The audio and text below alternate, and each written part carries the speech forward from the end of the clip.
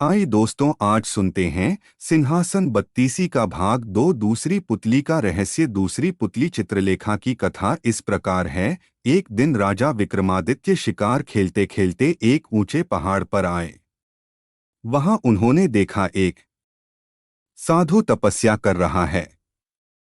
साधु की तपस्या में विघ्न नहीं पड़े, यह सोचकर वे उसे श्रद्धापूर्वक प्रणाम करके लौटने लगे। उनके मुड़ते ही साधु ने आवाज दी और उन्हें रुकने को कहा। विक्रमादित्य रुक गए और साधु ने उनसे प्रसन्न होकर उन्हें एक फल दिया। उसने कहा, जो भी इस फल को खाएगा तेजस्वी और यशस्वी पुत्र प्राप्त करेगा। फल प्राप्त कर जब वे लौट रहे थे तो उनकी नजर एक तेजी से दौड़ती महिला पर पड़ी। दौड़ते दौड़ते एक कुएं के पास आई और छलांग लगाने को उद्यत हुई। विक्रम ने उसे थाम लिया और इस प्रकार आत्महत्या करने का कारण जानना चाहा। महिला ने बताया कि उसकी कई लड़कियां हैं पर पुत्र एक भी नहीं। चूंकि हर बार लड़की ही जन्म लेती है, इसलिए उसका पति उससे नाराज है और गाली गलौज तथा मारपीट करता है। वह इस दुर्दशा से तंग होकर आत्महत्या करने जा रही थी। राजा विक्रमादित्य ने साधु वाला फल उसे दे दिया तथा आश्वासन दिया कि अगर उसका पति फल खाएगा तो इस बार उसे पुत्र ही होगा। कुछ दिन बीत गए। एक दिन एक ब्राह्मण विक्रम के पास आया और उसने वही फल उसे भेंट किया। विक्रम स्त्री की चरित्रहीनता से बहुत दुखी हुए। ब्राह्मण को विदा करने के बाद वे फल लेकर अपनी पत्नी के पास आए और उसे वह फल दे दिया। विक्रम की पत्नी भी चरित्रहीन थी और नगर के कोतवाल से प्रेम करती थी।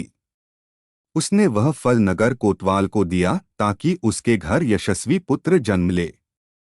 नगर कोतवाल एक वेश्या के प्रेम में पागल था और उसने वह फल उस वेश्या को दे दिया।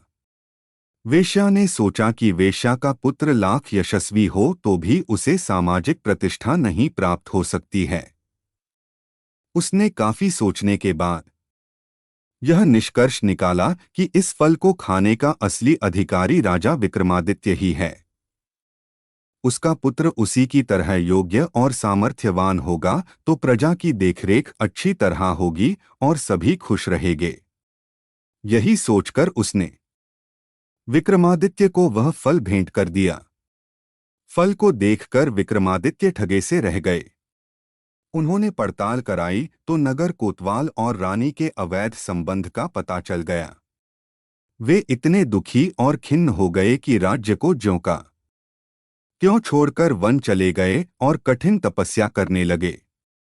चूंकि विक्रमादित्य देवताओं और मनुष्यों को समान रूप से प्रिय थे, देवराज इंद्र ने उनकी अनुपस्थिति में राज्य की रक्षा के लिए एक शक्तिशाली देव भेज दिया। वह देव नृपविहीन राज्य की बड़ी मुस्तैदी से रक्षा तथा पहरेदारी करने लगा। कुछ दिनों के बाद विक्रमादित्य का मन अपनी प्रजा को देखने को करने लगा। जब उन्होंने अपने राज्य में प्रवेश करने की चेष्टा की तो देव सामने आ खड़ा हुआ। उसे अपनी वास्तविक पहचान देने के लिए विक्रम ने उससे युद्ध किया और पराजित किया। पराजित देव मान गया कि उसे हराने वाले विक्रमादित्य ही हैं और उसने उन्हें बताया कि उनका एक पिछले जन्म का शत्रु यहां आ पहुंचा है और सिद्धि कर रहा है। वह उन्हें खत्म करने का हर संभव प्रयास करेगा। यदि विक्रम ने उसका वध कर दिया तो लंबे समय तक वे निर्विघ्न राज्य करेंगे। योगी के बारे में सब कुछ बताकर उस देव ने राजा से अनुमति ली और चला गया। विक्रम की चरित्रहीन पत्नी तब तक ग्लानि से विष खाकर मर चुकी थी। विक्रम ने आकर अपना राजपाट संभाल लिया और राज्य का सभी काम सुचारुपूर्वक चलने लगा। कुछ दिनों के बाद उनके दरबार में वह योगी आ पहुंचा। उसने विक्रम को एक ऐसा फल दिया जिसे काटने पर एक कीमती लाल निकला। पारितोषिक के बदले उसने विक्रम से उनकी सहायता की कामना की। विक्रम सहर्ष तैयार हो गए और उसके साथ चल पड़े। वे दोनों श्मशान पहुंचे तो योगी ने बताया कि एक पेड़ पर बेताल लटक रहा है और एक सिद्धि के लिए उसे बेताल की आवश्यकता है। उसने विक्रम से अनुरोध किया कि वे बेताल को उतारकर उसके पास ले आएं।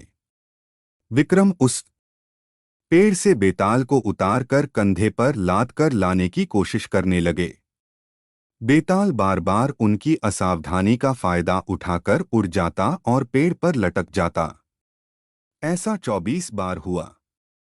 हर बार बेताल रास्ते में विक्रम को एक कहानी सुनाता।